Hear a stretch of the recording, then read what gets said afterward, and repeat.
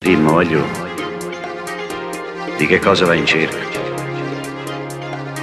Della mia bonifica di giovane onorato. Quanto pesa un picciotto? Quando una piuma spassa al vento. E che rappresenta un picciotto?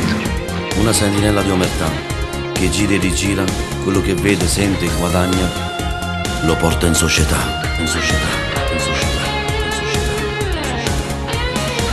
Un guaglione cresciuto in da chi lo guardatore che chiamano Zen.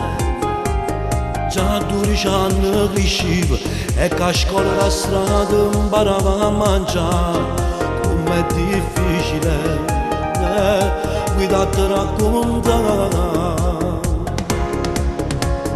E come a tutti i guaglioni cresceva, soffriva e imparava a capire.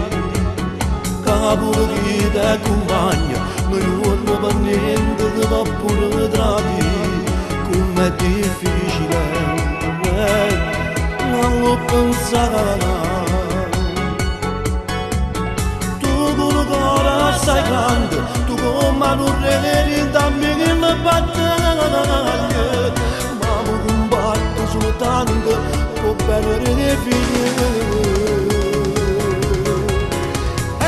Da marzo anno 81, la ferita di cuore, tu parlate caprettive, o dolori ancora favore, tu pure si sono già passate 18 anni per seggio. Minorenne tu, 14 anni, porta una gomma di petto con una foto sanguitoia, non mi scordo mai parole da diciste che la sera, con una tremenda voce. Grazie per tutto è trovato, si sono rivelati, ma tu guarda me.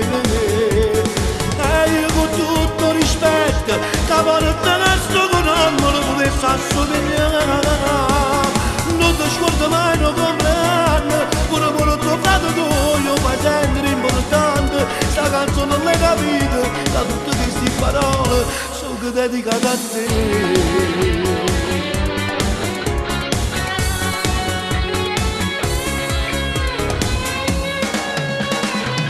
Quanta gente da me, un mio problema per non dare mai aiutare.